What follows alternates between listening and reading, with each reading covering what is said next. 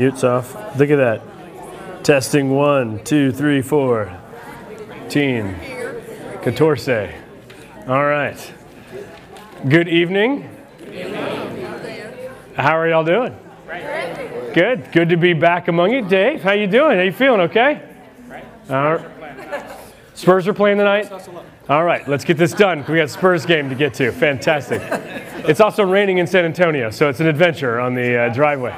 I love this town, but I will tell you, rain creates an interesting driving environment. I'll just say that, leave it at that. I went downtown, I had a friend that was in town for a conference, a church deal, and so I went out and had a cup of coffee with him this afternoon because caffeine's my friend right now. And driving back out, I was like, this I-10 was fun, even in the afternoon, rain spraying everywhere. Good to be back with you. Sources close to me are reporting that they had a great time teaching. Both Holly and Lorinda loved being with y'all. I tried to tell them that y'all were nice people. They were very scared to be with y'all. So I'm glad y'all didn't hurt them. They had a good time. It is good to be back. The beard is not permanent. I didn't take my razor with me. And so this is 2 weeks. And I got home and many people in the morning study and other people here said, you should keep it. So I've been keeping a running tally if y'all want to vote about whether to keep it or not. You vote for it. I give Holly my proxy. Yeah, well, you don't need to do that because Holly gets 1 million votes and all the rest of you get 1. So we'll see how it turns out. And she's not a fan. So I can tell you how this is going to go. Yes, exactly right. What I do love is that my beard skipped going gray and just has white patches now. So that's, I don't know if that's 4 kids or what that is, but that's a new learning for me. So some folks had questions pertaining, do you want anything about the trip? You want anything? You do? What? Slides. I don't have slides. If you have not checked out Sarah Morris's blog, it is worth doing. How she had the energy to type that many words after all the words she had complaining about the walking is amazing. No, so it's on. If you're on Facebook, obviously it's on there. I'm not on Facebook, but it is on the website. So if you go to media on our website and then go to Holy Land, and click that, it'll bring up her daily blog, which I think did she post the last one today? Not yet. Okay, she was working on it. I think she's still in there working on it. We have her come out and give it. She would say this is going to be a short one, and it never was. I don't know that she knows exactly what a short one would look like. Very different definitions of that. Sarah was great. Dave was there. Is anybody else that was? We had some morning class people that were on the trip. I'll see anybody else that journeyed with us. How you sleeping? Finally, yeah. By the way, what day is today? I think it's Wednesday. To be fair to him, it's an 8-hour time difference. So it's a bizarre feeling. Jet lag is a fascinating thing, and it's a real bizarre deal. Yeah. Anything you want to say about your experience? Vigorous mentally and physically. It is vigorous mentally and physically. Everybody always asks if we feel safe. Did you feel safe? Absolutely. All the time. It's hard to explain because of the way I know the framing of that piece of the planet is, and there are certainly issues there.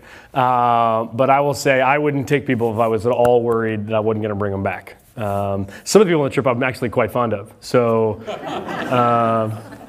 it was it was my 3rd time. We do it through Jerusalem University College. There will be future trips. In fact, there's one we straddled spring break with to help people that want to do the schedule that Pastor Holly will be on and leading spring of next year. If you're interested in that, I highly recommend it.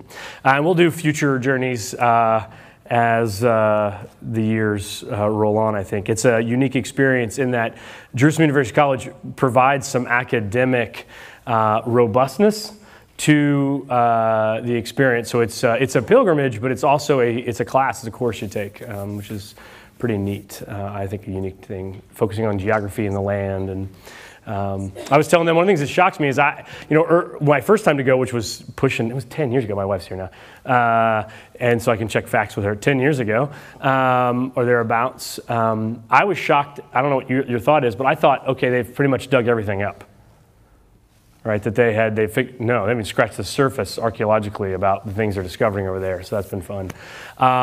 They're breaking records in Israel as far as tourism goes. It's about as safe as it's been in the modern state right now there. So I know folks have asked about that there, which puts a strain on the country because there's millions of people there, but it's the strain that's good for them. It's their economic engine that drives everything.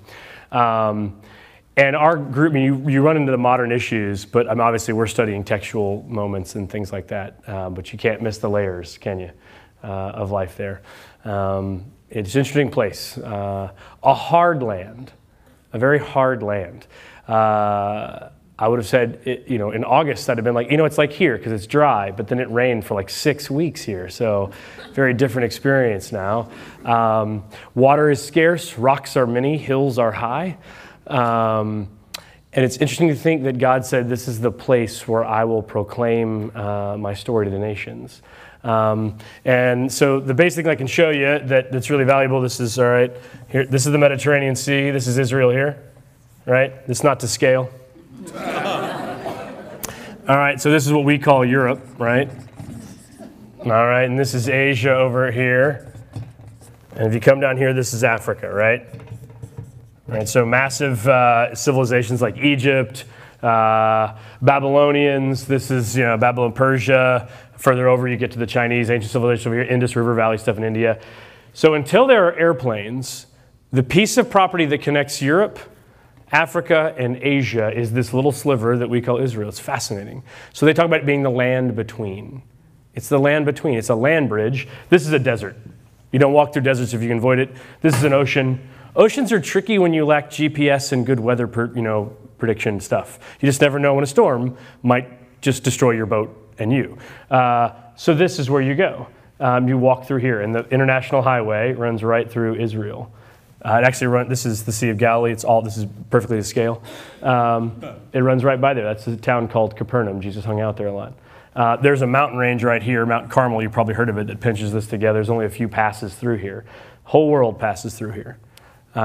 So when we talk about what's special about Israel, they found oil out here on the coast here just very recently, but really it's not a very rich in resource place. It's a uniquely situated place. It's a bit of a global pulpit. What happens here, when it happens, can be heard in Asia, Africa, and Europe. It's the land between. Fascinating stuff as to God's providential concern for that. Yeah, the cats, that's right. So what our professor would always talk about having cats, which are empires, and then the mice, the little smaller folks that were trying to run from the cats. Yeah. Any other direct questions about that? All right. Any questions about Luke 1 through 12? You got it all? Good. Let's pray. God, thank you for gathering us together, for journeys and adventures near and far, and for your word that claims us, calls us, fills us, and fuels us. In Jesus' name we pray. Amen. My book is literally in tatters. Look what's going on with my book here. This is, it's so good I've destroyed it. So bear with me as we try to read this together. All right, 13. At that same moment, people came up and told them the news. Some Galileans had been in the temple, and Pilate had mixed their blood with that of the sacrifices. This is probably metaphorical language, meaning I don't think Pilate actually took their blood and mixed it in the temple sacrifices. They went to go worship at the temple and were killed by Pilate, probably fearing a riot. Romans don't like riots, trying to control the situation. And they're telling Jesus, hey, it's dangerous in Jerusalem, don't go. Do you suppose, said Jesus, that those Galileans suffered such things because they were greater sinners than all the Galileans? No. Let me tell you, unless you repent, you will all be destroyed in the same way. What about those 18 who were killed when the Tower of Siloam collapsed on top of them? Do you imagine they were more blameworthy than everyone else who lives in Jerusalem? No, let me tell you. Unless you repent, you will all be destroyed in the same way. He told them this parable. Once upon a time, there was a man who had a fig tree in his vineyard.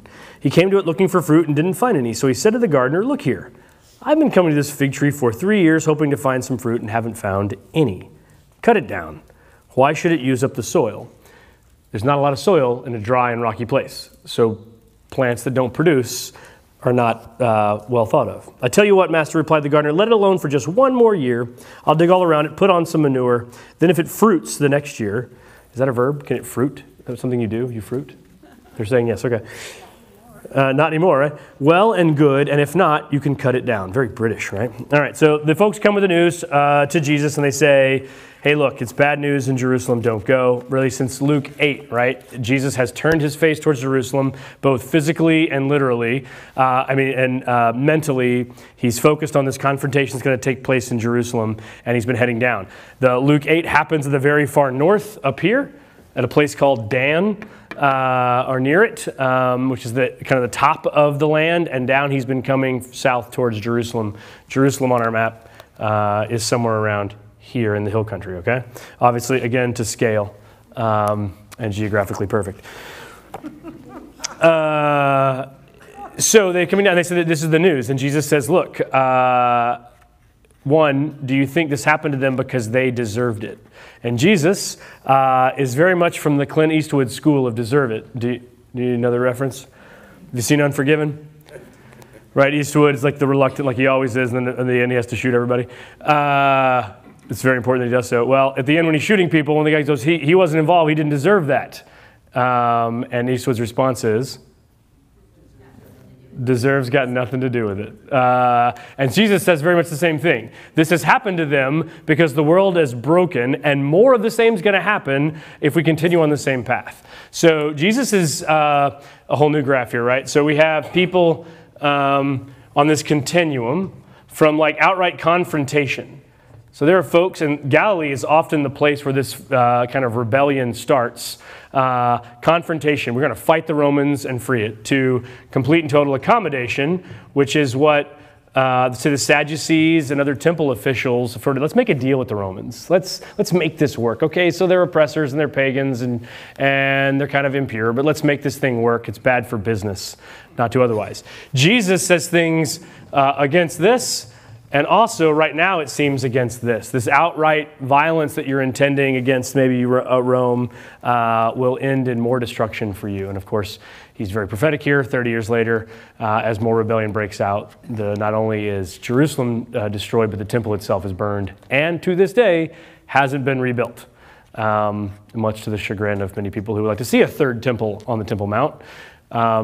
Those that have been there know there's other structures on top of the Temple Mount now that make that very awkward and the whole situation quite difficult. But that seems to be what he's doing there. He's also talking about Israel as this fig tree that hasn't borne fruit yet. And so God's patience is that I will do all my power to make sure that fruiting is possible, but if it doesn't happen, I'll find a way to produce that fruit. Questions, comments on verses 1 through 9? All right, let's go work on the Sabbath. I thought it was clever. Verse 10. One Sabbath, Jesus was teaching in one of the synagogues. There was a woman there who had a spirit of weakness. I think the NIV said infirmity. For 18 years, she was bent double and couldn't stand fully upright. Jesus saw her and called her. How beautiful is that, right? Jesus sees her in her suffering and calls her to him. Woman, which sounds so very negative in our language, right? It doesn't sound good. You saying no? You don't like it? Doesn't happen at your house? Doesn't mind. I say, woman, when's dinner?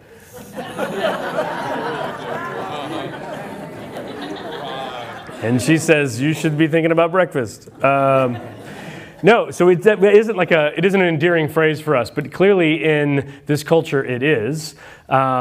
He says it to his own mother, right? The wedding at Cana of Galilee. She says, hey, which is one of my favorite scenes, right? We go to I can't draw on the map because the scale will be all off. But Jesus goes for his first miracle in John, he goes to a wedding. And then his mom says, hey, they're running out of wine, which is like this big deal, right? Because it's like a, multiple day. It's like a week-long thing. It's Tuesday. That's when they start. They go for several days. And big old deal, run out of wine. And says to Jesus, and Jesus says to his mother, woman, love that. Why are you messing with me? That's not my time. And then she turns to the servant and says, do whatever he tells you to do. You know this scene? It's amazing to me, right? Like why does she tell the servants to do when he just said, woman, it's not the time for that? Several things come to my mind. One, how does Mary know he can fix this?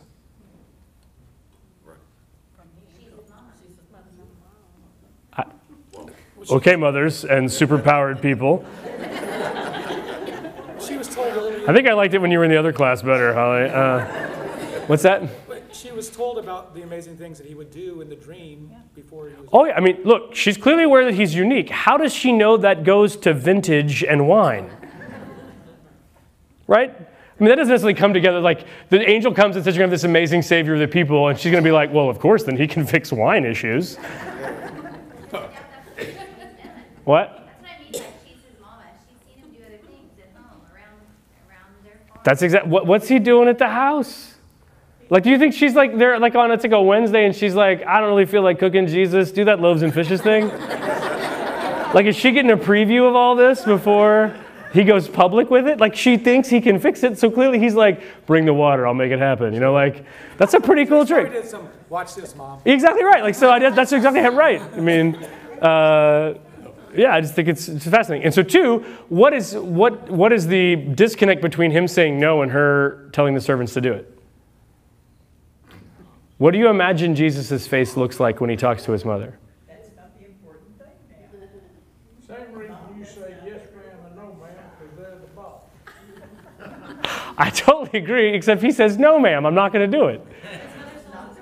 What? His mother still has authority. Clearly. What if Jesus is smiling when he says no? What if his face isn't like, no, I'm not going to do that, but it's like, you know, and like there's something, I just think there's something kind of wonderful about imagining that Jesus looks at his mom and his mom looks at her such a way and she's like, all right, he's doing it. Like she has some confirmation that she is mom, that he's going to do this thing. I just think it's neat. So we know that he has a fondness for people he calls women. So he calls woman to this woman, lays hands on her. You are freed from your affliction. And at once she stood upright. Praise God. The synagogue president was angry that Jesus healed on the Sabbath. Look here, he said to the crowd, there are 6 days for people to work. Come back on one of those days when we're open and be healed. Not on the Sabbath day. This is fantastic, and it's going to come to a head in more issues as we read. But the issue is, what's the Sabbath for? Why does the Sabbath exist? Remember, there are slaves coming out of Egypt, down here, into here. They stop here at a mountain, and Moses, again, to scale, and he comes down the mountain with the tablets, and he says, we have these rules, and one of the rules is, you're going to love this, weekends. That's literally one of the rules. You're a slave. You've worked, you've built. Egypt liked to build stuff and liked to build it with slaves. And so their whole day and their whole life, all the time, grueling work, backbreaking, early death. And then they become God's people, coming out of Egypt, following Moses. And Moses says, one of the things I need you to do, God says this, every seventh day, rest. I got a gift for you. That's a gift, right? That's an amazing thing, right? You like weekends, don't you? Right? Weekends are great. Right, that is rooted in this thing that God has offered at Sinai to this people that he called his own. All right, so think about that when all this is going on. You bunch of hypocrites, replied Jesus. You would all be quite happy to untie an ox or a donkey from its stall on the Sabbath day and lead it out for a drink. And isn't it right that this daughter of Abraham, meaning does she not rank more than your animals that work your fields, tied up by Satan for these 18 years, should be untied from her chains on the Sabbath day? At that point, all the people who'd been opposing him were ashamed. The whole crowd was overjoyed all the splendid things he was doing. So Jesus said, what is God's kingdom like? What shall we compare it with? It's like a mustard seed that someone took and placed in his garden. It grew, became a tree, and the birds of the sky made a nest in its branches. And again he said, what shall we say of God's kingdom is like? It's like leaven that a woman took and hid in 3 measures of flour until the whole thing was leavened. Very small at first with great impact for multiplication. Creates shelter for other beings, birds, and creates substance for other people to eat in this bread. Comments, insight, questions on that before we read the next section? Jesus went through the towns and villages teaching as he went, making his way towards Jerusalem. Master, somebody said, will there only be a few that are saved? Circle hard, Jesus replied, to get in by the narrow gate. Let me tell you, many will try to get in and won't be able to. When the householder gets up and shuts the door, at that moment you'll begin to stand outside and knock at the door and say, Master, open the door for us. Then he will say in response, I don't know where you've come from. Then you'll begin to say, we ate with you and drank with you and you taught in our streets. And he will say, I don't know where you people are from. Be off with you, you wicked lot, which is very British for take a hike. That's where you'll find weeping and gnashing of teeth. When you see Abraham and Isaac and Jacob and all the prophets in God's kingdom and you yourselves thrown out. People will come from east and west, from north and south, and sit down to feast in God's kingdom. And listen to this, some who are last will be first, and some who are first will be last. They were asking me kind of what was I think it was Al's question, what was a unique learning in this trip over other trips that I'd taken. And it's not that I didn't see it before. It was, I think, probably since I'd been multiple times now, I was perhaps more open to observe rather than just absorb. One of the things I was struck by is the amazing and incredible diversity of ethnicities and culture and countries that people come from to come to Jerusalem. In the whole world, you hear all these languages spoken who are coming to holy sites to pray, to sing. They're singing songs. Sometimes you can recognize the tune, but the words are Taiwanese or Ecuadorian or North African.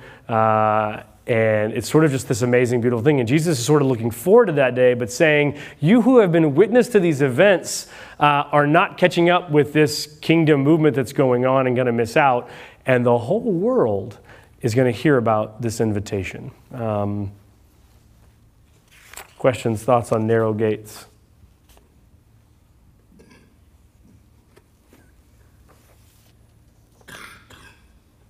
No one. So we're all good with people not getting in? Everyone feels pretty good about that? All right.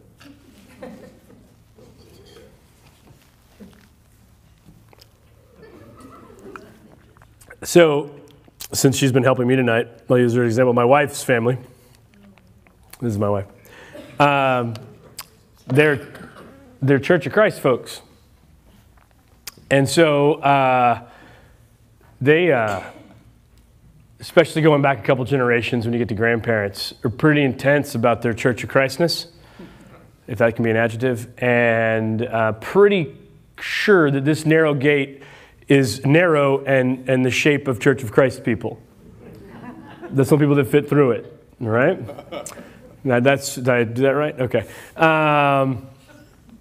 So some people are pretty comfortable with it being sort of a select group of people. Others are troubled by this. You guys seem pretty cool with it being narrow since you have no questions. Because we're not narrow.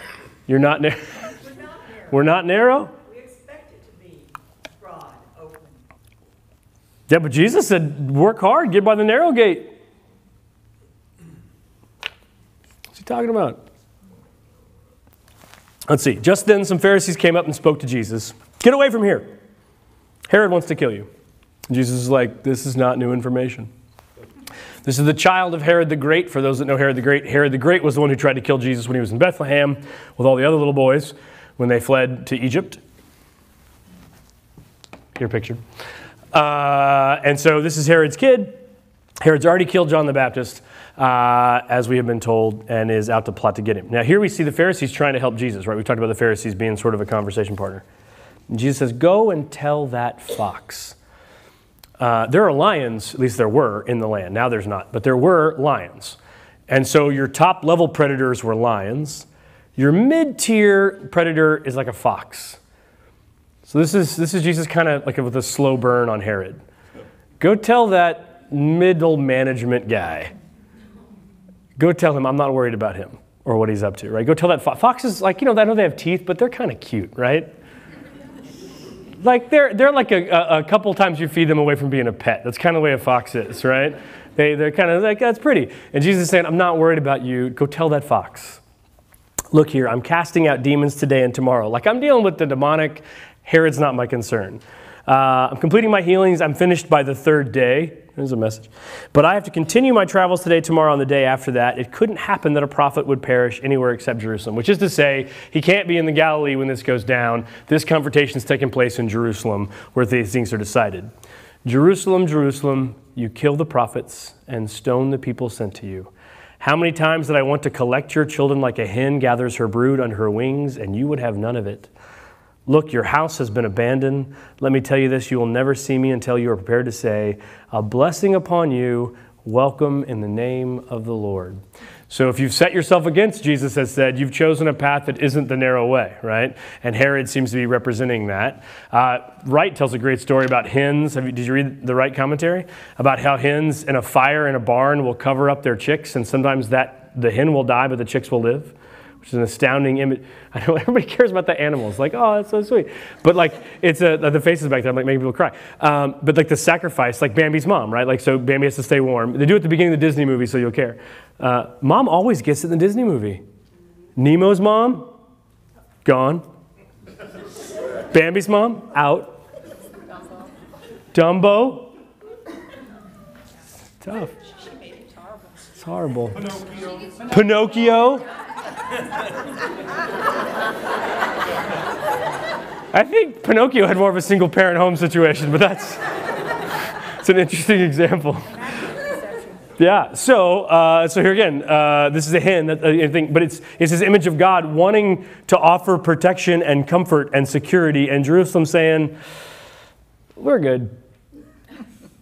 God sending prophets and truth tellers in their midst, and they stone them. This is not like, Jesus is not making a controversy. This is true. This is just part of the history that people didn't always want to hear from prophets. Jeremiah being a great example. Jeremiah, but no one believes Jeremiah. Like, he spends his time being like successful. He fails. No one believes him because he keeps saying things people don't want to hear. Like, what you're doing is not what God wants, and it doesn't honor God. It's causing problems. And they go, let's look for a second opinion. So they go find a prophet that will tell them, peace, peace. Everything's great. You're grand. You're good looking and cute. It's wonderful. And Jeremiah goes, it's not what God's saying. And so they throw Jeremiah in prison. Jeremiah says, you keep doing this, the enemies are going to be at the gate. And one of my favorite scenes in all the Bible is Jeremiah is in prison. Everything he said that was going to come to pass has come to pass. The king's like now desperate and calls Jeremiah out of prison and goes, okay, you were right. Now we're listening. Does God have a word for us? And Jeremiah goes, yeah, and you aren't going to like it. Right? You've set yourself on a course that leads to destruction, and that's basically what happens. Jeremiah tells that story. So prophets haven't always been honored, and Jesus is saying this was God's desire and hope. So let's go back to our heaven conversation. What is the heart of God? God's heart is that all would be saved.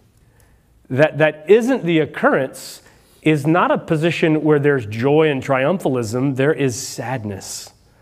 Right? There is sadness, and I think this is the grief of this is instructive for us as we think about our disposition towards those who might set themselves against hope. It's pretty easy to think, well, these are enemies that we should be angry at and try to defeat.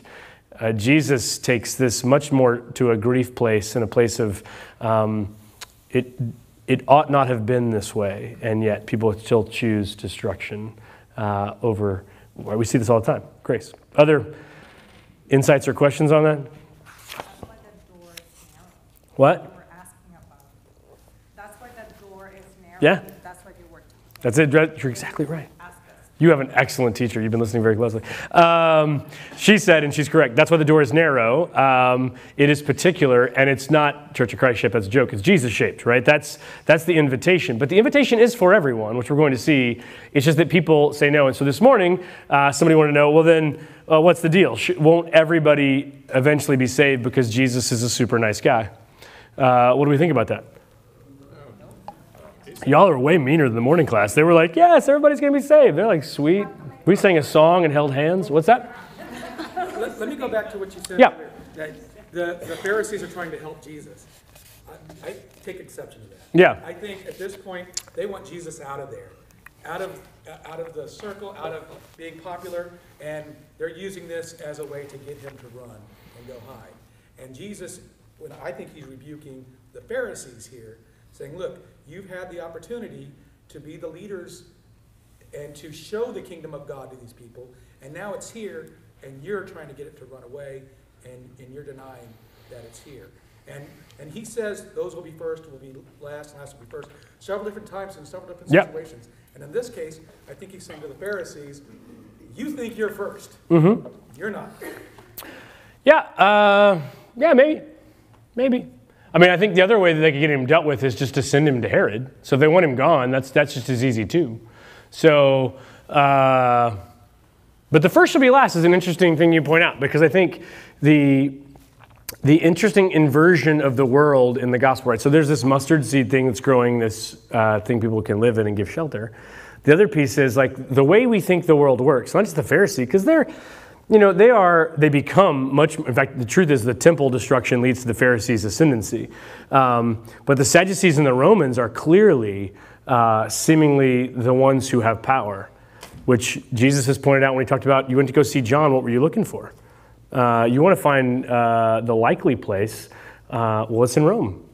It's in Herod's palace. And that isn't where Jesus keeps showing up and where God, in fact, is doing the best work. So this inversion of expectation is crucified. So I grant that's an interesting way to read that. I don't have any fundamental problem with that. Yes, sir?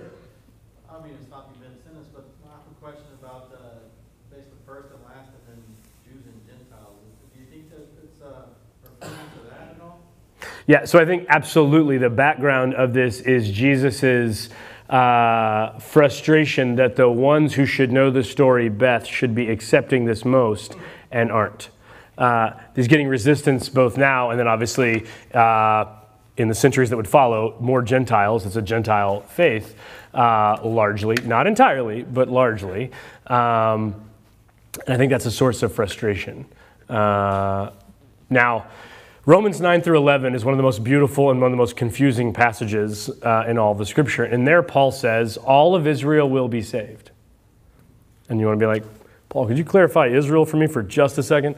And what I'll say is, it's clear to me that at least scripturally, when we talk about like other religions, I'm not referring to the Jews.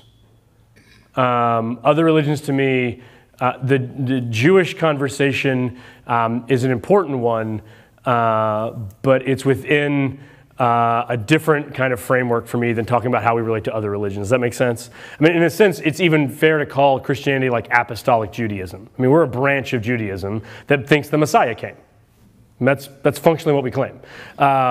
So there's a disagreement within how we live out well as Israel, perhaps.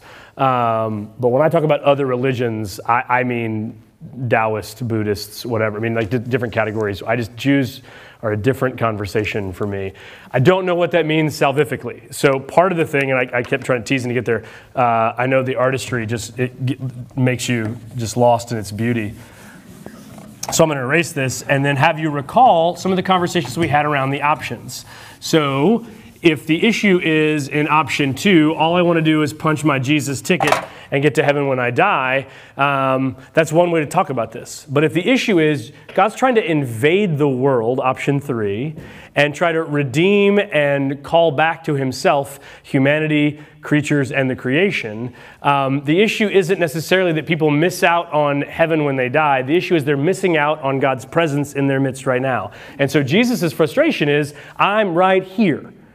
I'm healing, and you're talking about the Sabbath. I'm right here, and you're mad about somebody getting healed. I'm right here, and you're missing. So that, I think, the thing being right in front of them is part of that, and the Jews in particular of Jesus' day are absolutely part of that. So, yes, I would say yes to that. Other thoughts? Question? Yes, sir. Coach. Could you also be saying that, the first will be last and last will be first because it's the first's job to raise up the beast? In the kingdom, yes. But that's a kingdom mindset you just asked about. Absolutely right. The most committed disciples I know are concerned about those who are new to the faith or might be interested in the faith. It takes a maturity in that journey to be concerned about other people. Just like I said, I didn't even notice. I mean, other humans were probably there my first time, but I'm so baffled by the fact I'm standing in the place the crucifixion took place that the fact there's 18 languages being spoken is completely lost on me, right? As you mature, I think, then your capacity, in fact, even this heart of God that is for all gets more and more our heart. We have a concern for those people. But that isn't the way the world works, right? The becoming first in Roman society didn't mean you were concerned with the most. It meant you were most concerned with you, right? Couldn't that be the message you're trying to tell the Pharisees, though? Like, hey, y'all are supposed to be like y'all are supposed to be doing this, and you're not. I think that would be the agreement to some degree. Yes, the Pharisees have an opportunity to teach the people. I will say again, of all the Jewish groups we know that existed during the first century, which we don't know, we know all of them, but from the Zealots to the Sadducees, the Essenes, and the Pharisees, the closest to what Jesus is doing seem to be the Pharisees. They're not the same thing, but they seem to be at least in the neighborhood in a way that the other threes really struggle with now. But there's zealots that are clearly disciples, right? They're ready for the revolution. John the Baptist sure sounds like an Essene, even if he isn't necessarily exactly one. So it's not like he's not connected to these movements. The Sadducees, they're the ones that are, I'm going to point to this on there, that want to accommodate Rome, he seems the most distant from. So yes, I think that's probably right. I also think it flips expectations, right? We believe that power and strength and goodness looks a certain way in the world. And Jesus is trying to flip that lens. You're looking at empires, and I'm talking about mustard seeds. You're looking at wealth and piles of money, and I'm telling you it's like a mother hen, right? That inversion of expectation. So this happens in Jewish history, right? So one of my favorite places we visit is a town called Dan. It's in the north of the country. And after David was king and Solomon, and then after Solomon, the kingdom splits, right, between north and south. Jeroboam is the king in the north, then Israel, and in the south it's Judah. And so Jeroboam says to himself, I don't want them taking their money and all their stuff and their hearts back to Jerusalem all the time, so I'll set up a place to worship here. So you go visit that place we're walking up. It's the headwaters of the Jordan River. It's the most productive spring in all of the Middle East. It produces the most water in a spring in one place anywhere. It's beautiful. It's this dry and arid landscape, and then you come up to this place, and there's flowers, and there's trees, and there's grass, and there's running clear water. Birds are singing. They're making a dress for Snow White. It's a Disney night. What are you going to do? And we're walking up. My dad's with me, right? And so we're walking up there, hiking, and we've been in Jerusalem. We talk about the conflicts there. And he looks at me and goes, why were they fighting over those rocks back in Jerusalem? This place is way better. Right? So he's an East Texas kid, right? So he's used to the woods, and now he's finally in the woods and water. And I'm like, it is beautiful here, right? So we get up to the high places, and we're talking about the place of Dan, Jeroboam. So Jeroboam sets this place up and says, stop going down to Jerusalem, worship here. And then, by the way, we'll sprinkle in some other religions in here just to make it convenient for anybody who wants to come. It's good for business, good for the culture. Don't go to Jerusalem. God does not look favorably upon the sin of Jeroboam, right? And it leads to the northern kingdom's complete destruction at the hands of the Assyrians. That's over here in Asia. And they destroy them 722 BC, thereabouts. And so we're walking back down, and Dad goes, so that whole thing about this being better, huh? I guess I should repent of that. And I said, well, there's lots of things for you to repent about. I have a list, but that isn't necessarily one of them. So here's the thing. The sin is not knowing that Dan is beautiful. Living at Dan was never the sin. There was a tribe supposed to be there. It's putting the temple and the place of worship in a place where God said not to put it. There's nothing wrong with beautiful places and lovely landscapes. It's believing that's where true power is. And that's how the world gets upside down. Rome's impressive. Rome's still impressive. Their ruins are impressive. Unbelievable. Jesus says, but if you start to put your worship there, you're going to be disappointed. Right? That's the sin of Jeroboam. And I think the last shall be first piece is a way to get our minds around the way we think about power isn't right until God transforms our minds. The way we think about safety and security and value even isn't quite right. It's upside down and has to be flipped. So you can go to Dan. You just can't put the temple there and decide that it's the same thing when God has said it's not. The question is, if we live in Dan, in a privileged place, which most of us do, if not all of us, how do you live well if you live in Dan? And I think the thing is, you got to continue to go visit Jerusalem, right? Metaphorically and literally, as far as I'm concerned. One Sabbath day, 14:1, Jesus went to a meal in the house of a leading Pharisee. So he's hanging out with these people. They were keeping a close eye on him. They don't trust him. There was a man there in front of Jesus who suffered from dropsy. So Jesus asked the lawyers and the Pharisees, is it lawful? This is the direct question that he was suggesting earlier. Is it lawful to heal on the Sabbath or not? They remained silent. Why are they silent? Either answer they give, he's going to kill him. Because they don't know, right? This is like when I ask you guys, you look at me like, he's got an answer, and I don't know what it is. I'm not going to say anything. They don't know. He took to the man, healed him, and dismissed him. Then he said to them, suppose one of you has a son or an ox that falls into a well. Are you going to tell me you won't pull him straight away on the Sabbath day? They had no answer for that, which is to say, they're saying, your kid falls in the well and is drowning. Are you going to go, I'd really like to help you out of the well, but it's the Sabbath.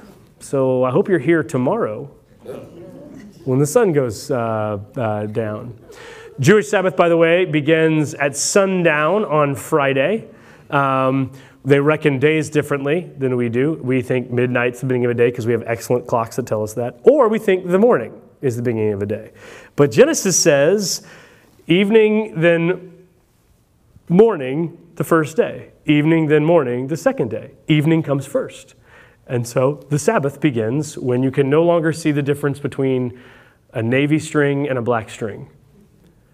Right? That's how the rabbis would tell. Like when you can't tell, the light's not enough to tell the difference between the string colors, the Sabbath has begun. Friday night. Which of course is when we have our Sabbath too, right?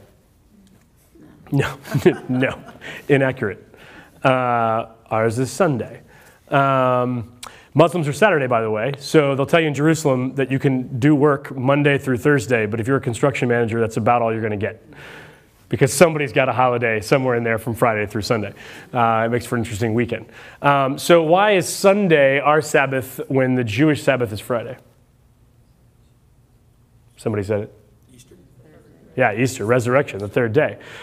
Which, by the way, the move of the Sabbath from Friday to Sunday and James, the brother of Jesus, becoming a leader of the early church are the two, I think, other than I trust the text, strongest witnesses to the fact of the physical resurrection of Jesus. So James, I think we've done, right?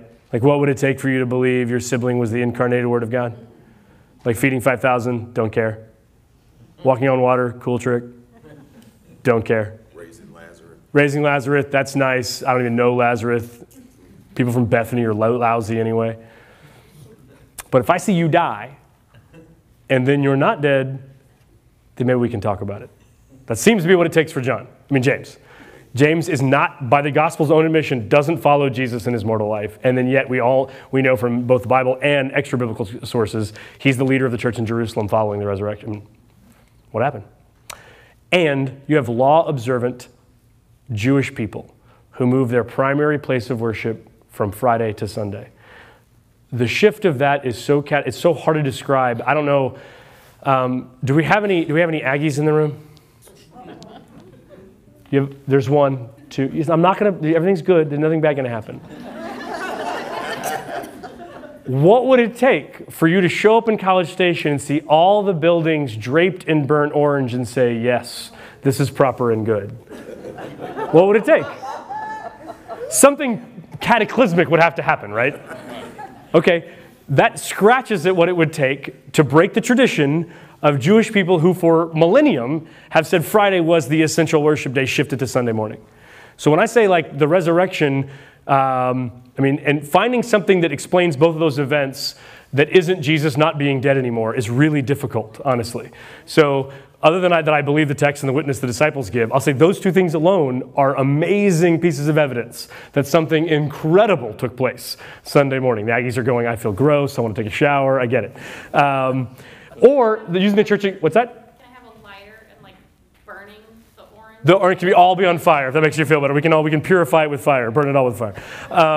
The other example, still going back to Church of Christ, right? They're pretty big, at least they were for a long time, on not using instruments. So go to like Oklahoma in 1925 to a small Church of Christ church, don't tell them, and have them show up and there be instruments in worship. A few of you know what that would be like.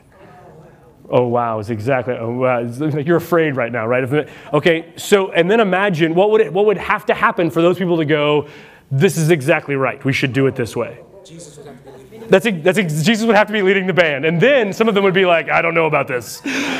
He's got long hair. Right, that's the level of challenge to tradition and assumptions you're talking about in moving from Friday to Sunday. A massive, massive event is taking place. All right, so Jesus at dinner. And talking about the Sabbath, is it legal to heal or to not come up? This is clearly an issue that comes up multiple times in the gospel. Different writers handle this different ways, and here Luke presents it. Here's the point. Jesus is pretty clear on this. The Sabbath exists for healing. The whole point of having a weekend is that you'd be restored and healed. And so here is restoration and healing happening. They're missing the point in trying to keep the tradition around what work looks like. They miss out on the very point and purpose of the Sabbath. Again, think of slaves given freedom, purpose, identity, and said, you know what, every seventh day I need you to not work. Because the Sabbath is a gift for you. You weren't created, as Jesus says in another place, to keep the Sabbath. The Sabbath was given for you. Right? That's the inversion, upside down. Last will be first, first will be last. He noticed how the guests chose the best seats and told them this is the parable. Here's the acted out of the last shall be first. When someone invites you to a wedding feast, he said, don't go and sit in the best seat in case some other guest more important is invited. And the person who invited you both comes and says to you, please move down for this man. And you will go to the end of the line covered with embarrassment. Instead, when someone invites you, go and sit down at the lowest place. Then when the host arrives, he will say to you, my dear fellow, come on up higher. Then all your fellow guests will show you respect. All who push themselves forward, you see, will be humbled. And all who humble themselves will be honored. This is the way the last first thing dynamic gets played out. And humility doesn't mean, although the words are related, humiliation. Humility means proper understanding of self. So deciding that you're trash and saying terrible things to yourself is not something Jesus wants you to do. In fact, church people sometimes need to hear that if you say things mentally to yourself that you would never say to a friend, then that voice isn't probably one Jesus wants you to use with yourself either. That's not humbleness. That can be the voice of shame that's very destructive. Humility means a proper understanding of how your presence affects other people, right? So here's creating space for other people. And this is different than being mannered. We love manners, right? But who has the best manners? The Romans probably have fantastic manners. Manners are a performance. Morals are principles. Manners, there's nothing wrong with manners, but I remember learning pretty early that if I combed my hair kind of like this and tucked in my shirt, it was amazing what I could get away with.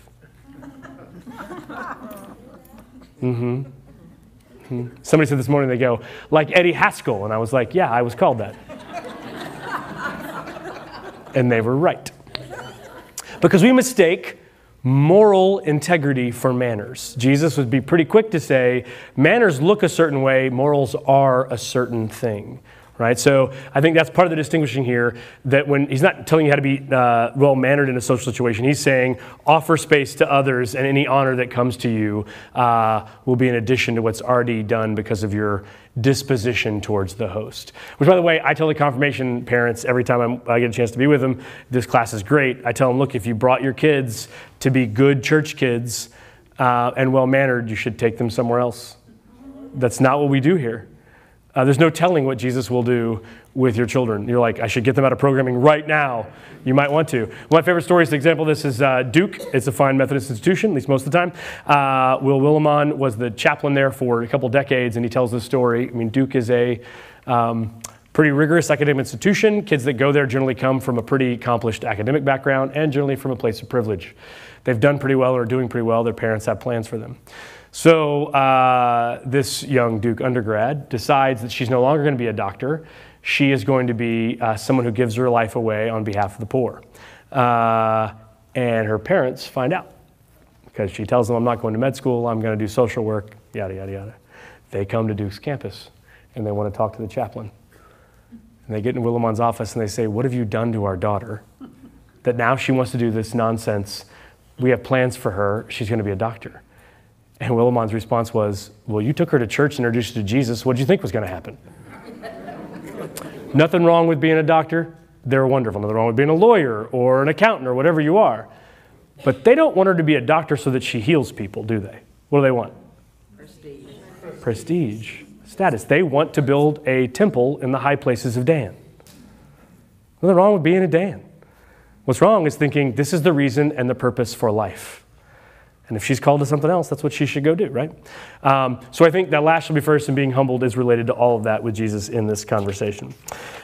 Jesus also loves going to eat and talk about banquets, so he's going to talk more about that. He turned to his hosts, when you give a lunch or a supper, don't invite your friends or your family or relatives or your rich neighbors. They might ask you back and you'd be repaid.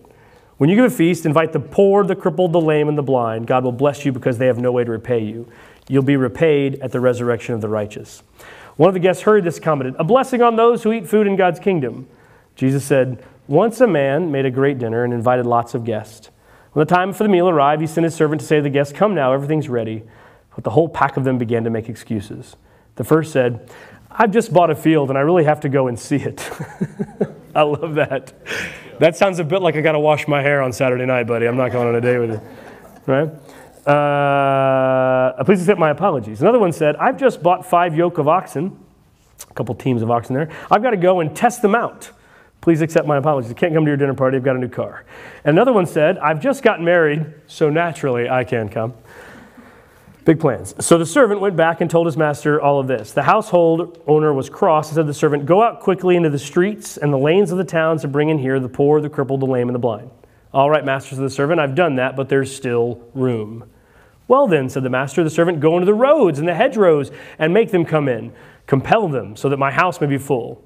Let me tell you this, none of those people who were invited will get to taste my dinner. So here Jesus seems to be telling a story exactly what we're talking about, the narrow door. That is, he invited all these people and they said, I got better things to do. And so he invited everybody else and there was still room. And so he kept inviting other people to come. This seems to be the picture he's painting. And notice it's a dinner, it's a feast where he's inviting them as a good place. It's good. And so when we go back to the conversation about narrow doors, here's my cards on this. The only people who don't come, this invasion of hope in the world, the only people who don't get it, temporally or eternally, are ones who don't want it. The only people who don't go to heaven are the ones who refuse it. And there are people, amazingly to me, who say no to it. The only people who don't get heaven into them or themselves into heaven are the ones who don't want to go. And so we have to ask ourselves, what's God's choice here in this if people say no? He could coerce them and make them.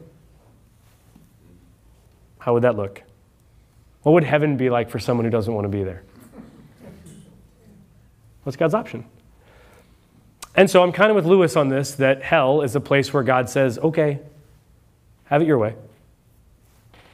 Right? And not tortured, but just left alone. That's what they want. And so God does the best he can for them.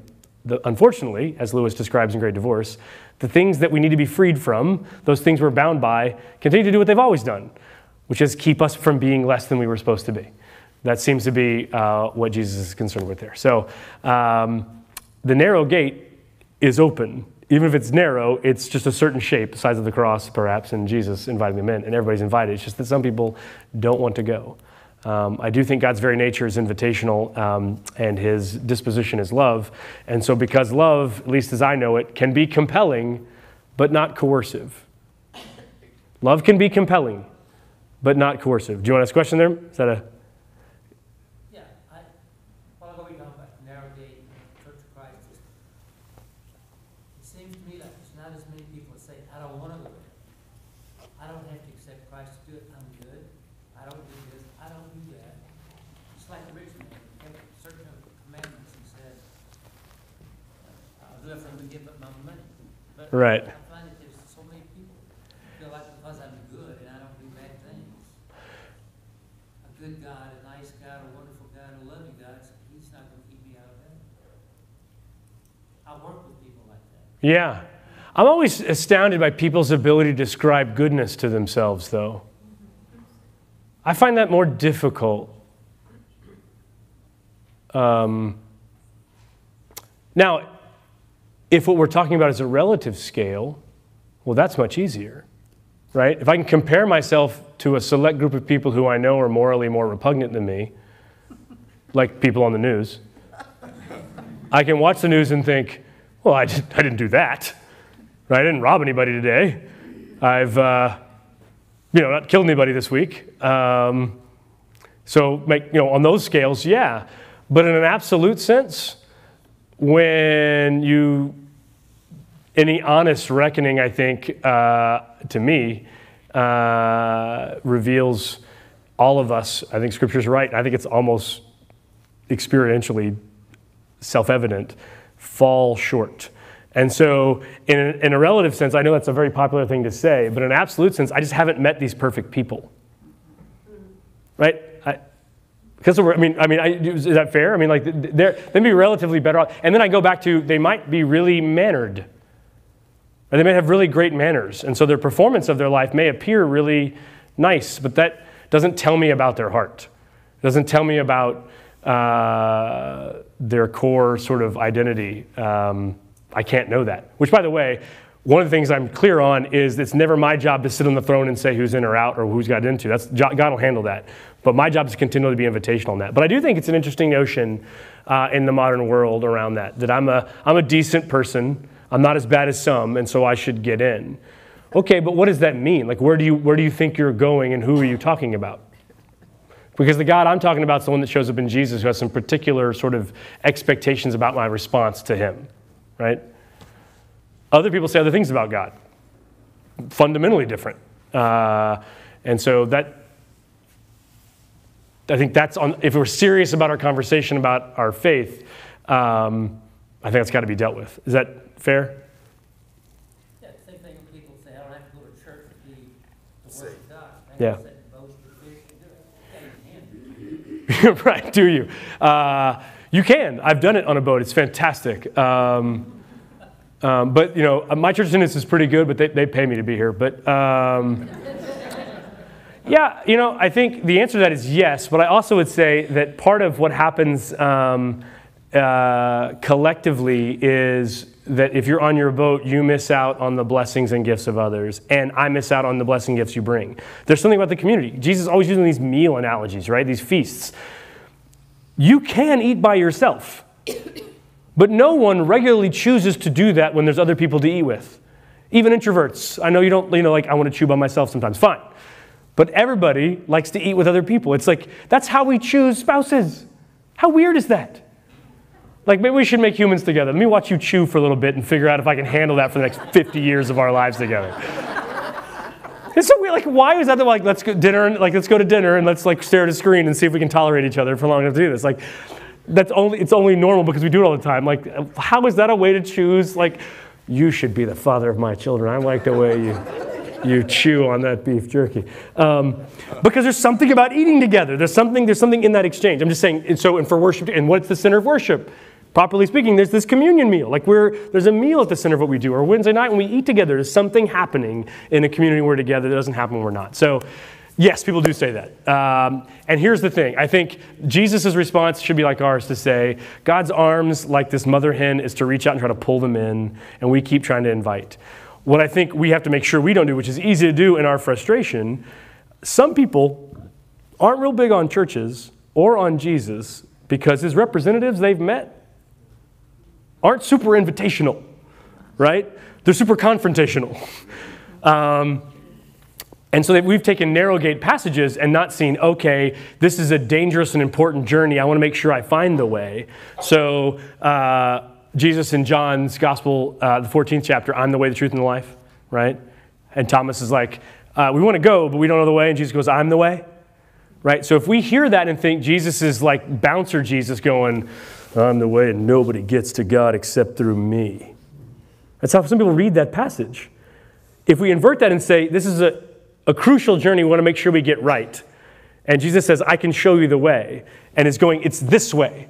Not blocking a way, which is how we read that sometimes, but this way changes the whole thing. Not bouncer Jesus, invitational, don't fall off the cliff and bang your head in a dangerous land Jesus. That's what we're talking about here, invitational.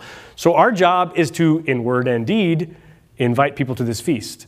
And if we only invite the folks that look like they're well-mannered in Rome, we've missed what Jesus said about the blind, the deaf, the lame, and everybody else who's invited. Everybody gets to come. Everybody gets to come. Not everybody comes, but everybody is invited. Which is why, I've always kind of toyed with the old evangelism model, which said, hey, I'm Ben. What's your name? Jim. Jim, if you died tonight, where would you go? Straight to heaven. I know that about you, sir. That's fantastic. Jim's unique because normal people would have said, who are you and why did you just talk to me this way? But Jim Burke's so wonderful. He's going, well, that's a great question. Let's talk about heaven. Let's go together. That's a weird place to start a conversation, and it is a challenging place to begin a relationship. So it also presupposes an entirely saturated Christian culture for it to work. The only way that question works is if the person who is hearing it already knows the answer, one way or the other, right? And increasingly, that isn't the culture we live in. So not that it's an important question. It's still an important question. We've got to find more strategic ways to build relationships with people to even have that conversation. Because you don't get a chance to talk about this Jesus that you love if you've already made this person think you've just told them they're going to hell. So we don't want to misread this narrow way. The narrow way is a dangerous way that requires a guide, and Jesus offers the path, the person, and the power. That's what's being offered here. Not the obstacle that must be gotten around. And I think that's probably why some people react that way, to say, well, that's what Gandhi's famous quote, right? I like this Christ, but I don't like the Christians. And so what Gandhi said about people in India, which if you read this history, you're like, okay, Gandhi, I hear where you're coming from on that. I like the way you talk about Jesus. He sounds great. Why aren't there more people like him? And that's for us to kind of grow into, right? All right, last section here. I know we're about out of time. A large crowd was gathered around him. Jesus turned to face them, which, by the way, anytime it says that in Luke, I always think of Forrest Gump turning back to those when he's running. If any of you come to me, he said, don't hate your father or your mother, your wife or your children, your brothers or your sisters, yes, even your own life, you can't be my disciple. If you don't pick up your cross and come after me, you can't be my disciple. Don't you see? Supposing one of you wants to build a tower, what will you do? Will you first of all sit down and work out how much it will cost to see whether you have enough to finish it? Otherwise, when you've laid the foundation and can't finish it, everyone who sees it will begin to make fun of you. Here's a fellow, they say, who began to build but couldn't finish. Or think of a king on a way to fight a war against another king. What will he do? He will first sit down and discuss with his advisors whether with 10,000 troops he's going to be a match for the other side who are coming with 20,000. If they decide he isn't, he will send a delegation while the other one is still a long way away and sue for peace. In the same way, none of you can be my disciples unless you give up all your possessions. Salt is good, but if salt loses its savor, how can it be made salty again? It's no good for soil and no good for manure. People throw it away. If you have ears, then listen. Salting manure is a fuel source. That sounds odd to us, but would make sense in the context. So here's vital. I know we're up against time. Love and hate are not emotional terms primarily in Scripture. Emotions are connected to them, but they are covenantal terms. It's crucial here. Love and hate are not emotional terms, they are covenantal terms. That is to say, which I think we understand, we joke around about marriage, but when you commit yourself to marriage, you don't commit yourself to be married only when you feel good about your spouse. Right? Because then no one would be married longer than a few weeks. Right? What you're committing to is even when I don't feel like it, I will keep this promise. Right? That's really what you're committing to. That's why you have a covenant and a contract. So in the ancient world, covenants would be made. They would even use love and hate language. I will love my new lords, the Moabites, and send troops and taxes when called upon. Otherwise, I will be showing that I hate my lord, the Moabites. Those language would be, I'm either faithful to covenant or I'm not. So here, Jesus doesn't say you have to dislike your family to follow me. He is saying if your children, your spouse, your job, your location are more important than your covenantal commitment to me, it won't work. Jesus demands, is that the right word? Primary place in our loyalties, and then everything else falls into place. Otherwise, he says, it won't work. You can't have a secondary commitment to a cosmic savior. It does not work. And questions or thoughts on that? Make you uncomfortable, Jesus here? It's okay if he does. He's supposed to do that every once in a while. Yes, sir. What does he mean about like picking up your own cross? Like, what is that? Like, what is he trying to? A great question. It's a great question. Because I mean, I've seen like around Easter time, I've seen groups of people like mass and actually like take a big wooden cross, and carry it like cross country or whatever. Yeah. And walk with it on their back. Like they made them do. I mean, obviously, this is before he even went. Right, so they're like, what's this crosstalk? Yeah. Such a great question. I would say take up your cross to me language would be take up the consequences of following me in your life, which means you don't have to go looking for suffering. Here's like the gospel doesn't tell us to go look to suffer. So now if God tells you to carry a wooden cross across country, then you should do that. But I'm not sure this passage means that. I think it means be willing to risk whatever resistance you get from family, friends, or foes to put me first. And if that means struggle, then struggle on your way to where I'm going. It doesn't always, but sometimes it does. And be willing to endure that. You don't have to look for hurt in this world. You don't have to hit yourself with a whip. You don't have to necessarily nail yourself to a cross. You follow Jesus, and there's enough resistance to hope in the world, you're going to get a bloody nose from time to time. And Jesus is saying, get back up and continue on. That's what I would say. That's a great, great question. I'm out of time. There's kids to pick up, and I'm about to fall into a coma. I will be much more human. Next week we are just doing dinner and then doing candy with the kids and all that. So no class. So we'll do chapter 15 and 16, which are two of the best chapters, Lost Things and Finding Them, next 2 weeks from today. Let's pray. God, thank you for tonight. Thank you for wrestling with your word, for great questions, and for your power, your presence in your word, that it might work its power in our lives, that we might live in such a way as to continue to invite in word and deed everyone who is hungry for hope to come and feast at the banquet you're setting for all folks to be fed at. It's in Jesus' name we pray. Amen. Go Spurs. It's all on the same side, but it'll be under the cover. We're going to do outside so the community will come. So it's all on the north side. Yes, sir. Let me turn this off.